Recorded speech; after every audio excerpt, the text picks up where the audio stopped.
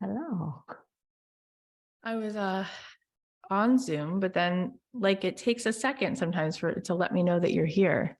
Oh, it's so weird. I know. I know.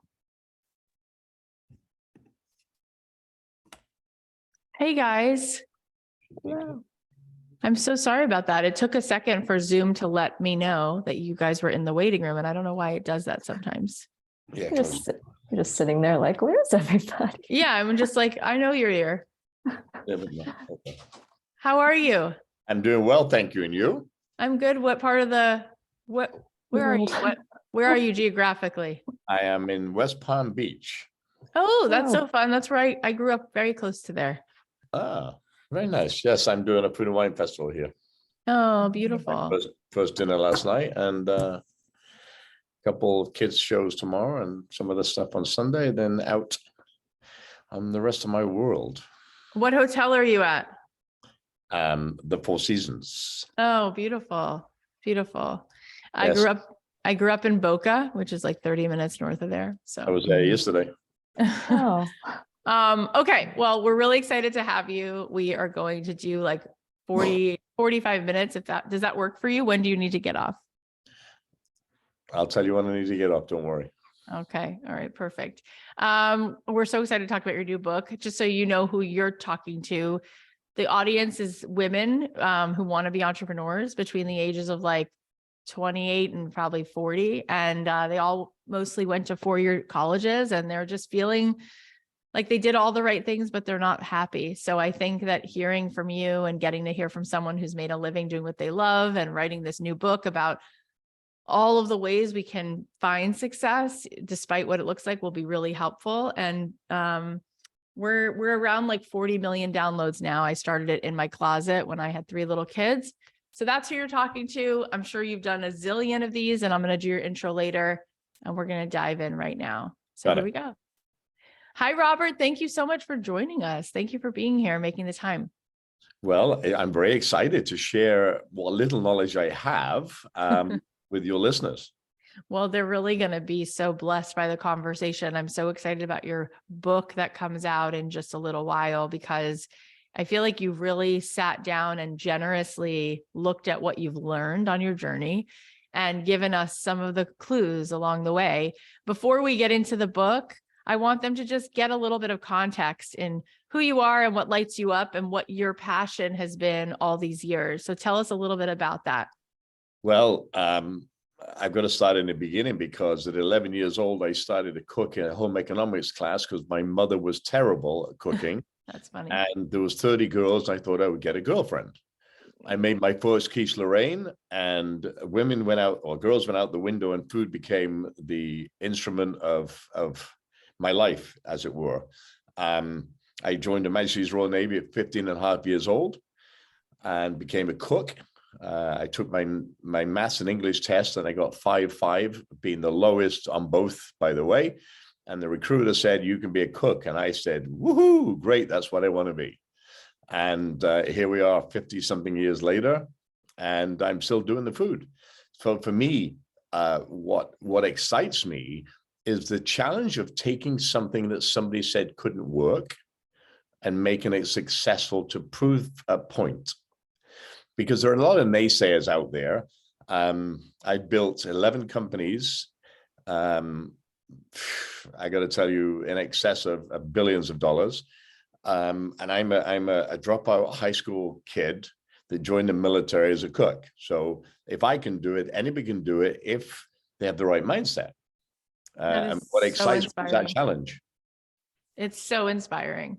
And I was just watching a video that popped up on my Instagram feed, and it was talking about just this whole way in which so many of us have gone through a system that teaches us not to value intuition, imagination, instinct, and instead values the way in which we can memorize facts, or the way in which we can show up and be useful, but only in a certain way. And what you're saying, it has to be said louder and louder, because we live in a time where technology can replace a lot of things that human beings are being taught to do. But imagination and creativity and passion and enthusiasm and risk taking can't be replaced by an algorithm or a bot.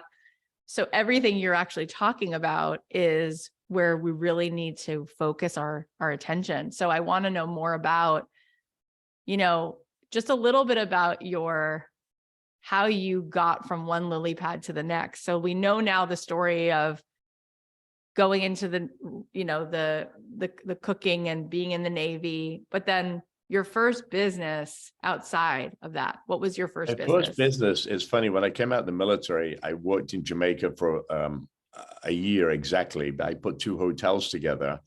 Then I went to Donald Trump to run his casino for about 4 years before I started my own business. 2 days a week, I would go to the White House. I would cook at the White House. Done that for the last 6 presidents. And I figured out that, look, I know what I'm doing. I know how to fix businesses. And Donald Trump at that time said to me, look, we're doing $784 million a year on the casino floor and 15 million on food and beverage. And I want to make more money in food and beverage. And I said, well, the problem with your business is you have corrupt people running. No, seriously, your purchasing department that were taking bribes and taking all these other things. We fired 300 people. We went from 15 million a year to 83 million a year. I took a percentage of that, which I'm very happy about. But I've always been the youngest person. I do not go with the flow. If you watch any of my shows, I'm very direct. I'm direct with the President of the United States, whatever party it is. I'm direct with CEOs of Fortune 500 companies. So when I started my first company, it's called Irvine Thyme, Thyme, the herb. And it was all spices. Didn't do very well, I will tell you. It was an online thing. Then I kind of progressed to a meat company, basically taking those spices and rolling flat iron steaks and selling them to the military whilst I was still working for Donald Trump. So I built my first business on the side, as it were, and understood supply and demand, because if you've got something that somebody wants, people will pay whatever it is to get it, providing it's a quality and the service is there. And I think that was my first foray into business, was tumbling or rolling steak in spices and selling to the military. And I made a lot of money to the point that I said, you know what, why should I be working for somebody else? Let me go on my own. I had some savings saved up at about, I don't know, $500,000. I started consulting. I started selling the meat and the spices to the point that, I started to hire people to help me. And now we're at 4,986 employees, 11 companies. In fact, you talk about technology. Only yesterday in Boca Raton, I looked at the future of retail and fast service industry, which is going to change the face of, when the computer changed the world, these products are now going to change the retail space. So I think technology is replacing people. And I look at my own industry, the food industry. We can't find cooks. We can't find people to join the military. We can't find all these things. So we're replacing those people with machines. And you just said something really important, but a machine can't think. A machine only does what we tell it to do. So when I say, and I give talks to entrepreneurs or budding entrepreneurs or people coming out in the military all the time about what makes you different, what makes you unique, what is your thought process or your point of view on the product or the products that you sell or you want to sell, or the information that you give out. Because, there's 1,000 million podcasts. What makes you different, right? Is your audience that tune into you for something special. Well, it's the same with a product. Why do Robert Irvine's protein bars, by the way, is the only independent protein bar in the country. Everybody else is owned by consortiums of money people. I own number 3.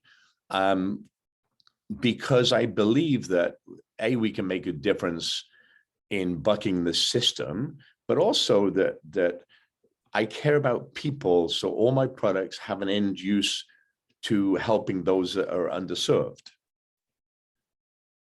Wow.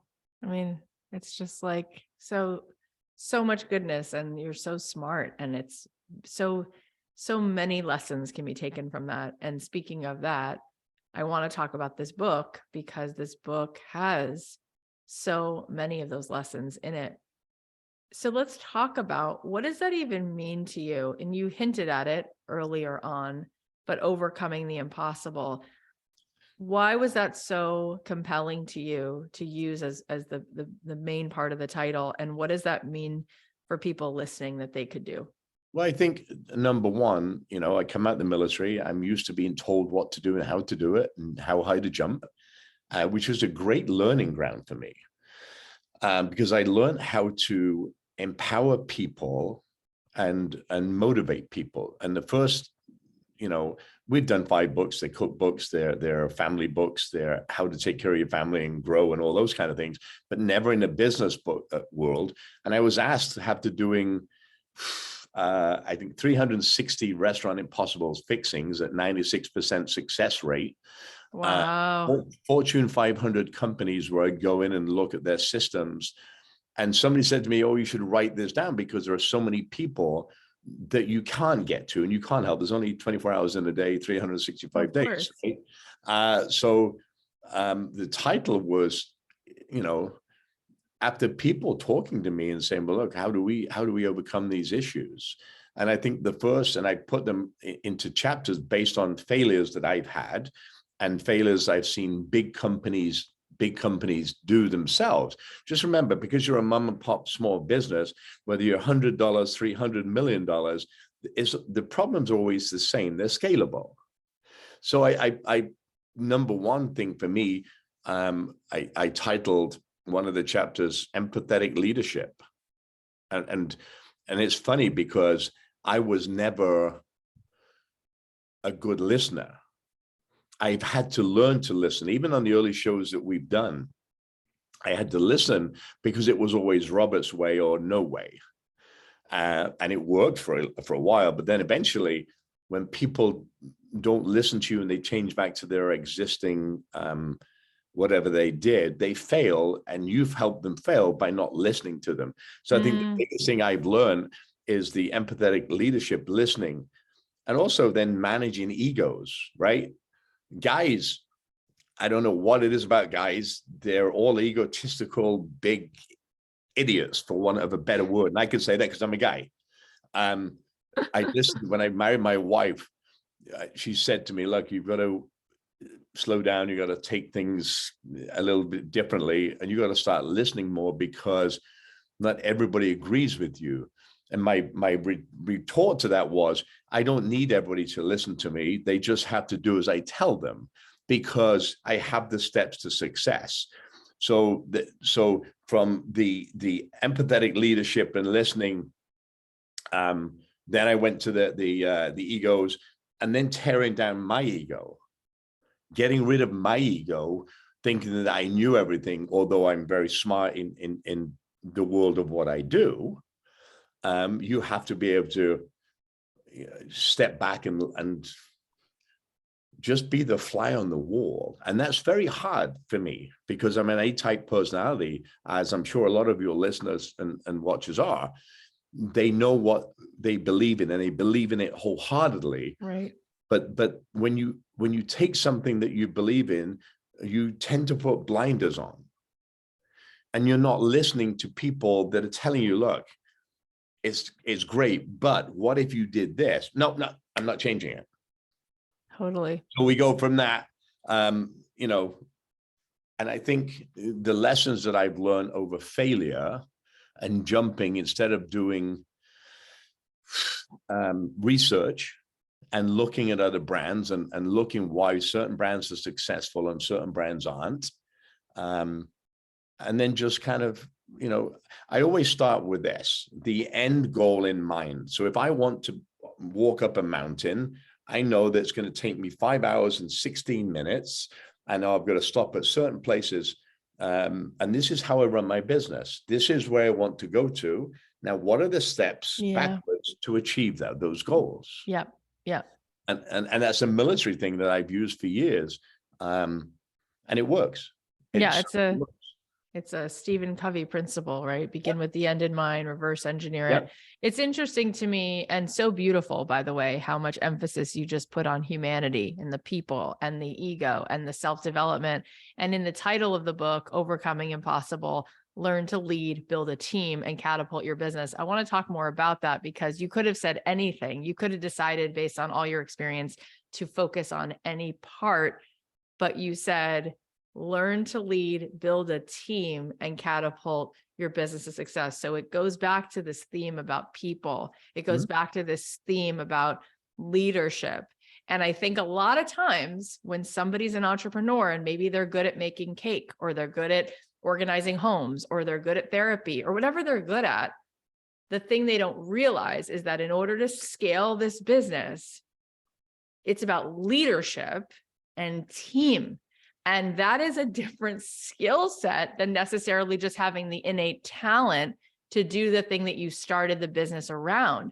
And you talk about that so front and center in this book. And so let's hear more about, what does it mean to build a great team? And at what point do you need to do that? And how is that team then really the engine for how you catapult yourself to success? Well, let's start about leadership first. As you know, I just talked about the military. For me, the military was, as a young man, 16 years old, learning to take orders from somebody, and then progressing through the ranks of 20 plus years in the military, of understanding people. So you and I are totally different human beings. You are way smarter than me. Somebody else is way smarter than me. And I know what I'm good at. So the number one lesson is find out what you're good at first. What are you good at? Forget the leadership for a second. Just find out what you're good at. And I write this down, and all my applicants are people. I'm like, tell me what you're good at. Tell me what you're not good at. Like in 2 lists. And I say, okay, now cross one off to one off and see what we're left with. 9 out of 10 times, people are afraid to voice an opinion because they feel either not versed enough in whatever they're trying to say, or they feel intimidated by the people they're trying to tell it to. And I say this, get a mirror and talk to the mirror. Why do I say that? Because you have to be able to walk into a room and sell a room of people on an idea or a product that is yours with confidence.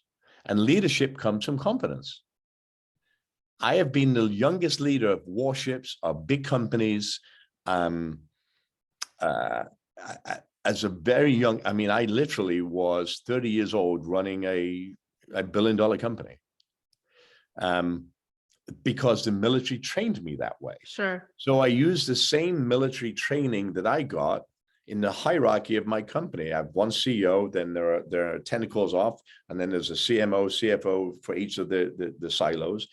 But I feel that when you start to look at yourself and you understand who you are, then you realize that you don't know certain things. You're good at this, but you need somebody that's better at something else around you.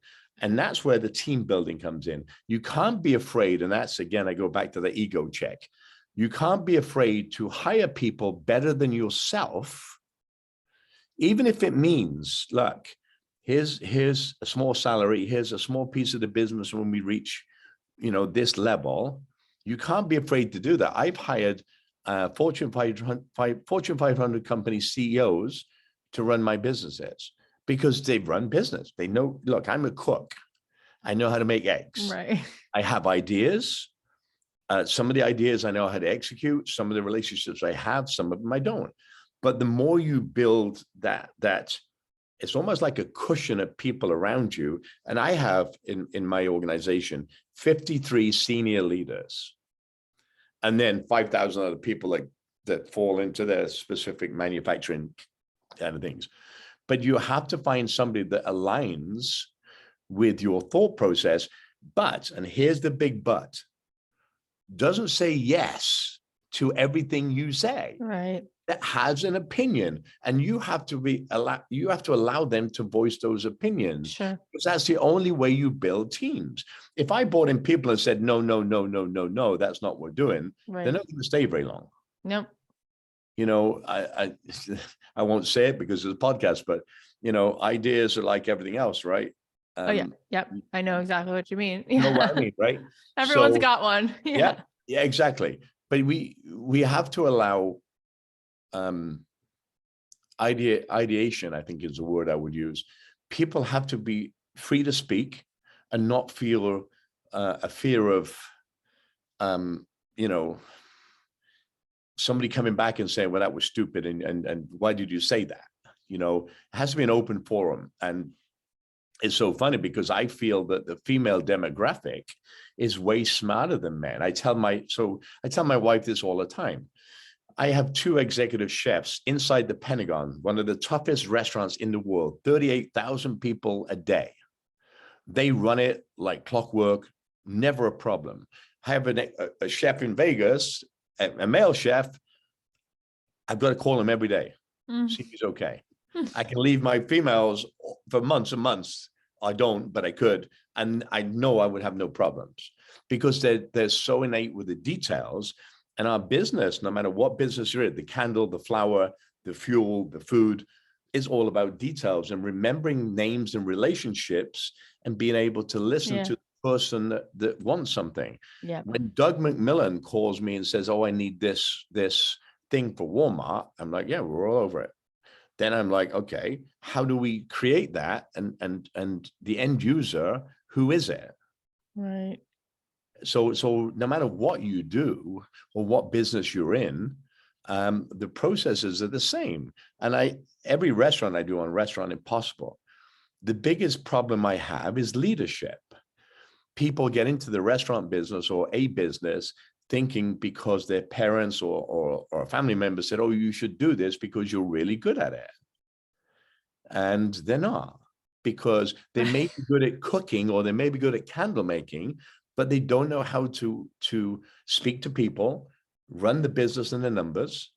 And you have to be, I did it last night at this event. I went up to a guy who's a big billionaire guy. I said, so what are your numbers on your business? And he went like I expected him to, off the top of his head.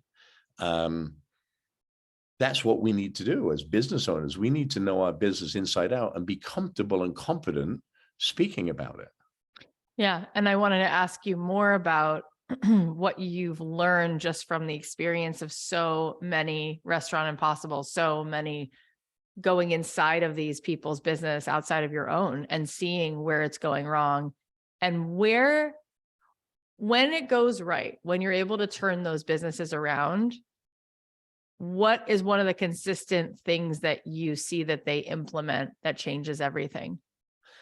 You laugh when I tell you this. It's so simple, it's not even funny. 3 things that go wrong with business. Number 1, leadership. Always number 1 is leadership. Number 2 is hiring people, family members, or people that you cannot talk to freely. Right? Number 3 is lack of knowledge of the business they're in.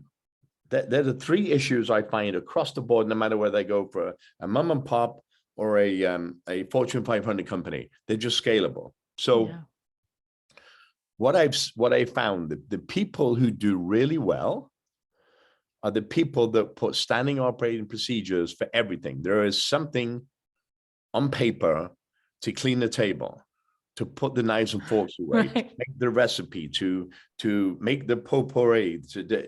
There are systems for everything. Our world is built around systems. If we use those systems to train people, which is another issue that we don't do, because, and I use a restaurant as an example, because you worked in a restaurant before, I expect you to know my standards, right? So we don't bother. We don't teach you. We go, oh yeah, come on in, serve, serve, serve. and then wonder why people don't come back. And it's because I haven't trained you. So it's kind of leadership training, family members. You can't work with family members. And that's one of the biggest things I find on Restaurant Impossible is we hire people because we want to take care of our family. But when something hits the fan, you can't discipline and you can't do anything with it. And there has to be a separation of church and state there because you're paying somebody to do a job. Right. It's too sticky. It gets emotional and it just needs to be business, and you need to just get your ego out of it and emotion out of it. But that's what makes it a good show. That's what makes it fun. It is. It's for TV purposes, that's a good business to be in. It's crazy, but I go into, I work with Comcast, I work with American, I work with a water company. I work with so many different companies that I go in and I just spend 4 days looking at their systems. And I said, well, why do you do this? Even the answering phone service. And I've done it. I've sat on a telecommunications floor for hours trying to understand where the breakdown in their systems actually happen. And it's really easy to do, but you've got to be open-minded enough and to listen, because the people will tell you what the problems are if you listen, but leadership never listens. And that's half the problems these big companies have is, look, you can do it. You can do a town hall and you can, do it once every quarter, whatever. But what do you do with the information after you've done that? And 9 out of 10 times, nothing. And then that's why the communications break down, the systems break down, and then the product becomes garbage because you can't take care of people anymore. And I use the Army as a great example. The Army has 2.4 million active duty men and women. So that's 1.4 active and then 1.2 reserve and guard. Mm. Some are civilians and some are not. But we don't give the civilians who are National Guardsmen the same as we give our active duty men and women to keep them, but they're held to the same standards. So that's one of the biggest things I change is, okay, what's good for the goose is good for the gander, because we're asking the same thing from all of those people. Now, how do you get excitement and motivation? You may be motivated by money. You may be motivated by time off, promotions. We're all differently motivated. And in 5,000 employees, I know every one of those people. I know exactly what makes them tick, their families, their birthdays, what's special to them, because that's my job. My job as an entrepreneur is to build a team that can then succeed me. So I can sit in the sun on the beach with my feet in the sand, and they can continue to grow their brand. Even though it's within my walls, my job is still to produce the next CEO, the next COO, the next executive chef, the next whatever that may be. And I think when you start your business, you don't feel like that. You don't think like that. Because we think, oh, it's going to, maybe it'll do $1 million. Maybe it'll do $500,000. And then all of a sudden you're at, 300 million and you've got, 6,000 people and, we've got a HR department. We've got all these things. And you have to map that out at the beginning. And it's again, start with the end in mind. And I can't say that enough, but it's leadership. If you know what you want and you can communicate and converse with people clearly about what you want, and that's what the book does. It tells you, it's not a roadmap to success. It shows a roadmap to failure. So it's kind of the reverse of, if you do this, you'll be successful. No, there are case studies. I have the CEO of Comcast NBC Universal. I have Doug McMillan in the book. I have all these guys that I've worked with that have taught me lessons from their failures. And by the way, failure is okay. People say, oh, you fail. And the biggest word I use on my shows is, oh, you're a failure. Not as a mother, not as a human being, but as a business person, you really haven't thought the steps of business through. Yep. And nobody likes that word, failure. Nobody likes it. Everybody says, I'm not a failure. I'm not a failure. You are, because unless your profit and loss statement says to me, this is what you made, this is what you put away, and oh, by the way, you're doing great. Numbers never lie. That's how we catch villains, right? That's how we call Al Capone, follow the money. And the money tells me on a profit and loss statement when I walk into a business exactly where you are, regardless of what you may tell me verbally. If it's not on here, it didn't happen. And I think understanding numbers is a great, understanding the product, what's its worth to somebody. When I started Fit Crunch 8 years ago, I started it with $1 million. I didn't have $1 million, by the way. I had half of that, and I went to the bank and I said, "Look, I'm going to do this. Please, just do it." I put my house up, credit cards, all those things. But I was fully aware of the consequences. I knew I was going to make, because it was unique. And people said to me, "Oh, you can't make a protein bar that's baked," and because it's normally mixed and then extruded and chopped. I'm like, "Why not?" "Well, nobody's ever done it." Well, great. So we put 4 Baker's Pride ovens, and we brought breakers in at 6 o'clock at night till 5 in the morning. And then we made protein bars. And here we are now, number 3 in the world, $175 million a year in protein bars.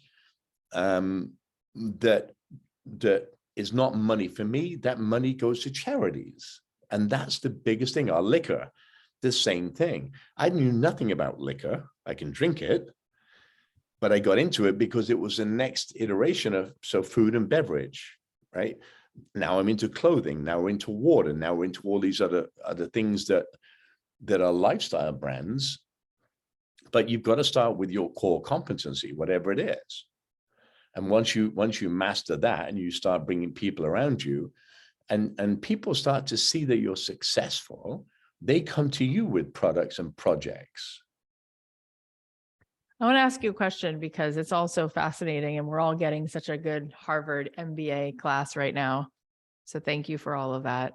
And my question is, I've had many people come on this show who want to scale their business. Mm-hmm. And then once in a while, I have somebody come on who says, well, I created a monster. I scaled my business and I started out making greeting cards. Yep. This is a person that I know.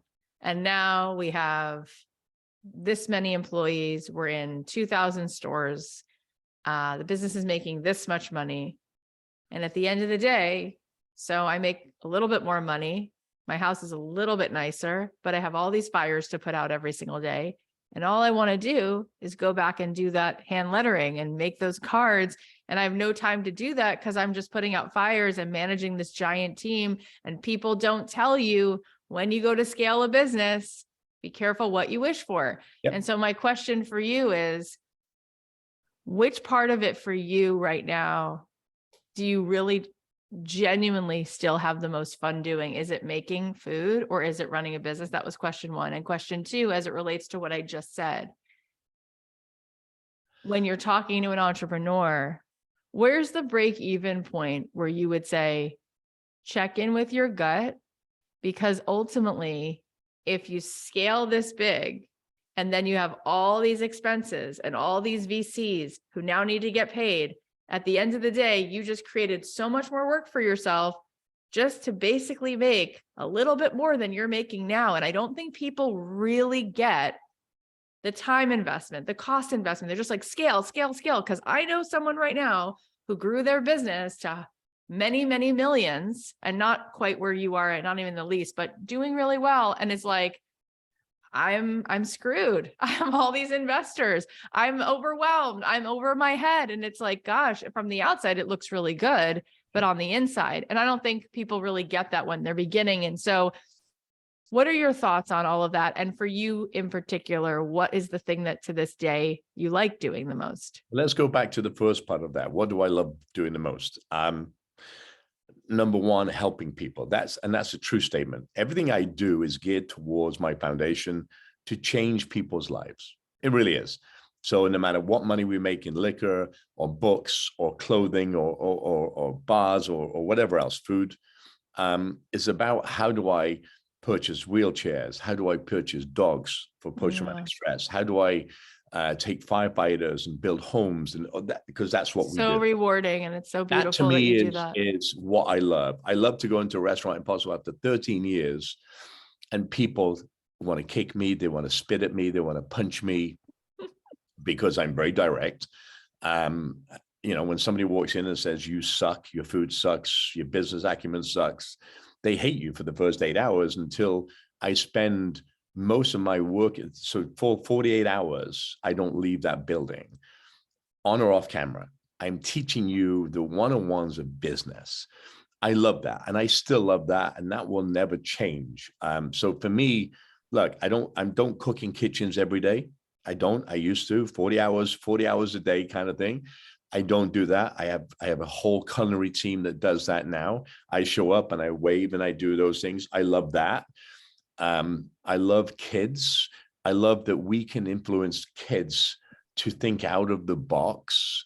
I have two beautiful daughters. One's a doctor, almost a doctor of pediatric speech pathology. One's almost a lawyer, living their lives the way they live their lives. Beautiful. And I feel that every day when I get up, and this is not a cliche, and I hope you don't think this, but I am so blessed that I get to do something that I love. It's true. By changing lives.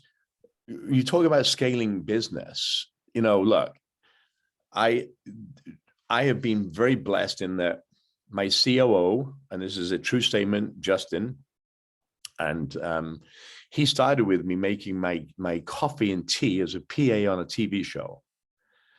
And one day he came to me and he said, because I'm very specific with tea and coffee, he said, I think I can help you. And I said, what do you mean help me? I'm on TV, you know, I'm successful, whatever. He said, yeah, but I think I can help you. I said, I'll tell you what, you think you can help me. I'm not going to pay you. Whatever you can bring into my company, I will pay you 10% of. He made 100 cold calls a day to people in the food industry and all these other folks, just cold calling. Hey, you know, I'm working with Robert Irvine. If there's anything you need, menu development, recipe development, whatever, 100 calls a day. The first year, he made more money than me. Stop it. I'm not That's kidding so you. cool. I love that story. I'm not kidding you. He now runs 5,000 people. He runs my whole company. He's my CEO. He's 34 years old. And he made my tea. He doesn't make it anymore, but he doesn't anymore. but this is a guy that I trusted and has never left my side for 15 years. He's grown. So when it was me, then it was me and him. Then it was me and one of his friends who became my assistant, who's still my assistant, Ryan.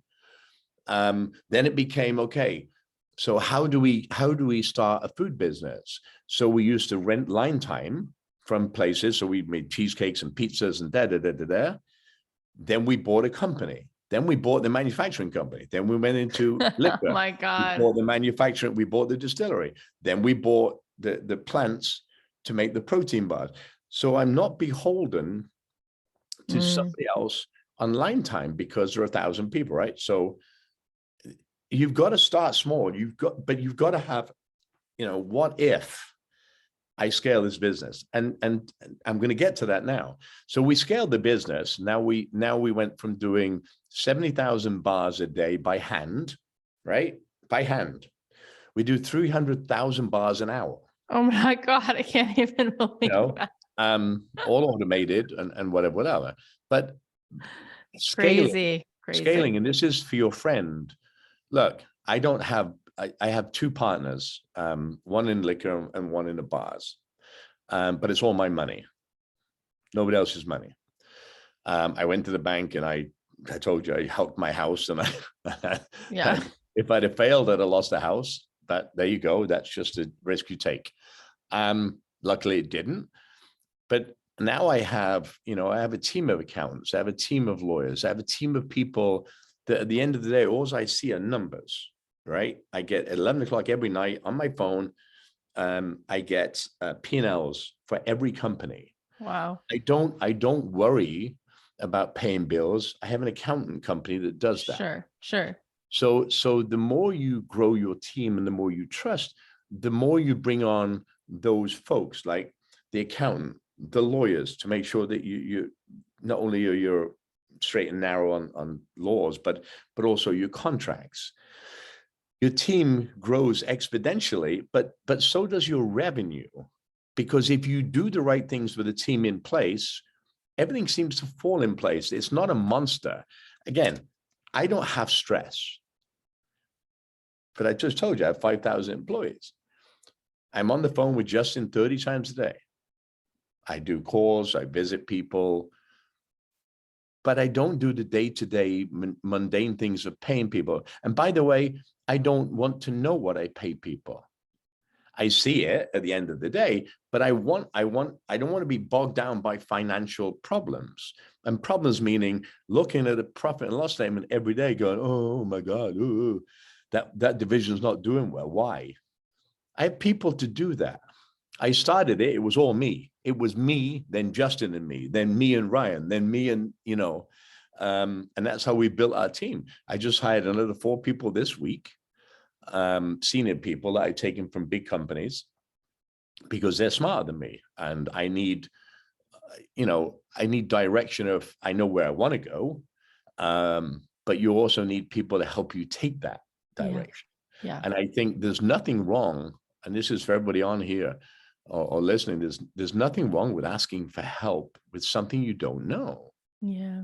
I find that's okay. It's beautiful because what you're really saying is, and I can feel the genuineness about it. It's like, you're not going to sleep with this weight of the world on you because you've set up your team in such a way where there's so much trust and respect, and you know that they're doing their job. And so you can do the parts that you do well, which is being a leader and then enjoying the spoils, the fruits of your labor. So it's, I think it goes back to, and you gave a lot of beautiful praise to women, but I'm going to say something that might be actually helpful to them, which I don't think is praise, which is women, as smart as they definitely are, and everything you said, I agree with, they're also codependent. And they're oftentimes not able to say where they don't want to keep carrying a weight for somebody else. And so it can feel as though having to be direct, when you said direct, you've said it like 10 times. If I had to decide if women or men were more direct, I would say men can write the book on being direct, and women will say, if you don't mind, so even though they might, like those girls, I'm calling them girls, women who you said are running the Pentagon restaurant, just knowing women the way I do, they overfunction, they over deliver. And when they go home at night, even if things are brilliant, they're exhausted in a way that they don't have to be. And so I think part of the beauty of the conversation we're having that women specifically can take away, since most of my audience is, in that, that's their lane, I feel like, is learning that instead of thinking you have to have a smaller business because you can't handle being direct, what I'm hearing you say is, if you can build a team and you can ask for what you need, and you can trust these people and also be direct about things, which they need to be trained and they need to hear what's working, what's not, and you're willing to listen, you don't have to go to sleep at night thinking you built a monster. I married a woman 11 years ago, my wife. Her name's Gail Kim. She's a professional wrestler, one of the hardest working people I've ever met in my life, with a work ethic I've never seen before except me. She now doesn't wrestle. She runs a wrestling company. And she has learned from me to ask, and it's a male-dominated area, believe me, it is. And she has learned to walk in there and to ask and set herself up for success with, look, here's the issue, here's the solution, this is what I need to fix it. No puffs, maybe, no. This is the problem. Here's the solution. This is what it's going to cost. There is no going back. When you deliver something, confidently, people listen. If you and ah, and can tell you, my bartenders in Vegas, I give that this is about trust. And again, this is for the same thing. I give my bartenders $20 a day to buy any drinks they want for anybody. Write it down a ticket. It doesn't matter. You're the bartenders. They're your customers. Treat them like your family. I have never once had anybody abuse that system in 30 years of being in this business. Wow. Because you, it's like having children, right? You tell them one thing, they don't do something, you discipline. You either put them in a corner, take a toy away. You take something and mean something away from them for a while. Tell them right from wrong. And I do the same thing with adults. Not chastise them, because you don't need to do that, but you need to teach them, look, this is right, this is wrong. Here's what I'm giving you because I believe in you. And once somebody believes in you, there is nothing, unless you go and kill somebody, obviously, there's nothing that can break that trust unless you steal, obviously, things like that. But there's nothing that breaks that. And all you do is then they become more on your pedestal to keep promoting and growing through that system that you have. And I cross-train all my people in every business we have because they should know everything. I'm not going to be around forever. I hope for a little bit longer, but you look like you're in impeccable health. So I think that well, you're going to be I here try quite to be. a while. I try to be, but we go back to that thing, right? Look, most of my employees, my friends, believe me, my friends own a piece of my businesses or the businesses they work for.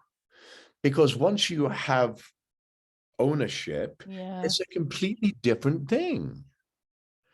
We have parties every year. We have retreats every year. And it's not about them and us. And this is what I hated for years in the restaurant business. Always the front versus the back. The guy on the totem pole, who may be the janitor, is as most important as the guy, and I'm not just saying this, as Justin is. Why? Because I learned so much more from the guy who cleans the floor or empties the garbage. And I tell you a quick story. 1997, I was coming out of a bar. I'd become the executive chef of Trump Taj Mahal, got a brand new BMW. Yes, it was great, I had some drinks with a couple of chefs of mine. By the way, 20 something, whatever years ago, 30 years ago, still work for me now.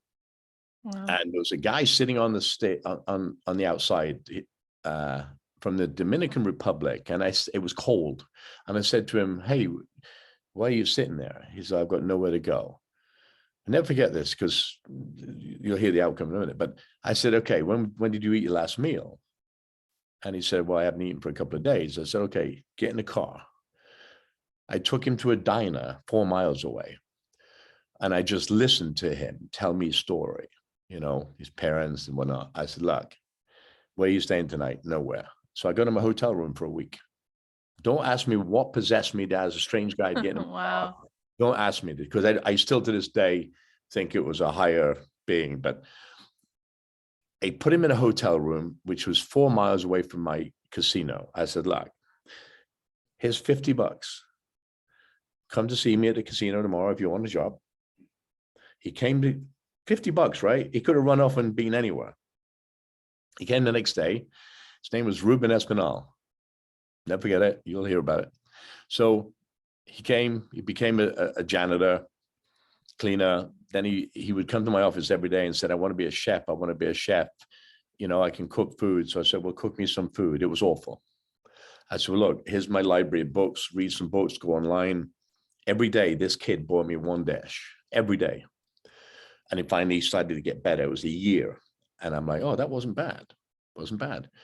Then he came in and he said, "I'm going to make lasagna." I said, "Well, everybody makes lasagna." He said, "Not like this." And he took plantains and he used the plantains as the lasagna. I was blown away. I was blown away by it. I'd never seen it, never heard, I'm like, "Okay, I'm going to give you a chance. I'm going to make you a cook." So I made him a cook. Then I made him a sous chef. Then became an executive sous chef. Now he runs a casino in Atlantic City. So when I talk Wow, about, my God, what an yeah, amazing with, story. with 3 kids, 2 cars, a house. And I look at that story and I tell that story all the time because you never know. I've learned so much, not only about food, but about people from the people that I work with. And I think if you, again, when I started Restaurant Impossible, it was my way, the highway, whatever. I was there to get things done. Now I've changed to listen because I find that if I listen more, I can really affect change. It's really powerful. What an incredible story. As you were telling it, I just felt like you were like handing us treasure. That story is so beautiful. It's so beautiful. But we can all do that. And I say this all the time. You know, look, all the entrepreneurs that want to get better, they want to get bigger, get the basics first. Understand what you want, who you are, where you want to go with it. Hire the team that you like, that you trust. And that may take a couple of times, right? You may have to fire some people. In 17 years, I think I've let 3 people go. Wow. My God. Yeah. Wow. Through the pandemic, we kept everybody. Didn't matter. Incredible. Well, So I'm not surprised after hearing all of this, the fact that you're so successful and that your book really focuses on humans and empathy and leadership and people. It really is just hard to even wrap my head around some of the things that you've said, that's actually the way that you've been living your life and running your business. It's really unique and so good for people. It really is like the best MBA is to really grasp what you're saying. Tell everybody where they can follow along, where they can buy the book. And the book comes out on February the 14th, and it'll be all over. I'll announce it and we'll let you know. But I'm really excited about it. We'll be doing a book tour. There'll be a lot of media around it because it's one of a kind book. It's very unusual. Normally I publish my own books. This has been published by HarperCollins because the business guy read this book and flipped. yeah, He absolutely flipped. And I'm like, well, we normally do our own, but okay. So that'll come out February the 14th. We have a lot more shows coming. But look, if you have questions and they can come through you and you can get hold of Addie or Justin. I mean, I'm willing to answer any questions that people have. oh my gosh, Robert, I can't even believe you just said that. Well, people can also follow you on social, and I just think it's very generous. Everything you're saying, it's beautiful and it's rare, and I appreciate you. So thank you so much for making the time and for bringing this level of like humanity to your business. We can all do it, and we can all do a better job. And I'm going to leave you with this one thing. It doesn't cost money to help people. It costs helping somebody open a car door, walk across the road, listen to somebody, give them a hug if they need it, buy groceries if you see it being pushed back at the check register. My challenge to everybody that listens is, you want to be successful, take care of people, because that's the biggest commodity we have. It's not planes, trains, cars, or anything else. People are the commodity. And if you treat people well, you'll be surprised what happens. It's unbelievable. You can hit me up on LinkedIn and Twitter and all. It's so incredible, especially going into the holiday season, because we all tend to ask people what they want and we think about what it is that's on our wish list. And yet, how much are we giving? And really, like, and you said how that really is one of your favorite things in your life, is serving people. It really is the most rewarding thing. And what good is all of your own joy and success if you're not here to take care of somebody else and Exactly give it? right. Yeah, that was such a beautiful thing, especially now. We'll put the links in the show notes for the book, and as soon as people can find the link, they can pre-order when all that goes live. So thank you so much for making the time. Don't forget, the challenge is not to do something for people that you know. That's easy. Do something for somebody you don't know. And I'm not saying give money to somebody on the street or on a corner, buy a meal, whatever it is that makes you feel good. And I'm going to tell you, it's amazing. I would just like to add that we need to care about the people who are serving the country. And it's powerful to hear how many times you said the lessons that you learned came from that. And I don't think people spend enough time really honoring those who are making sure that we have the life and the freedom that we have. And that's somebody that maybe everybody could think about this holiday season, is those people in uniform who right now are serving you, right? You can Just- check out RobertIrvineFoundation.org. It's our foundation that honors the men and women that wear the cloth of our nation of first responders. I spend 150 days a year on the road with the military. That's my passion. That's my people. Gold Star families. I have 4 kids with stage 4 leukemia right now that I take care of. I have 2,300 kids in Disney 2 days ago of fallen heroes. This is a really tough time for folks that have lost family members through war, or veterans that have served in a war. I've just lost 2 Medal of Honor recipients. When we think about suicide, and we think about, and again, I'm not being a downer here, when we think about these folks, they have to live this every day. So if you have a thought or a prayer, please say it for us that's wearing our uniform. And I wish you all a happy holidays. Same. And if we Thank can you. help you, you know how to get hold of me. Thank you. Please use me as a resource. Thank you. God bless you. Thank you so much for making the Take time. care. Have a beautiful day. Bye. Take care. Bye-bye.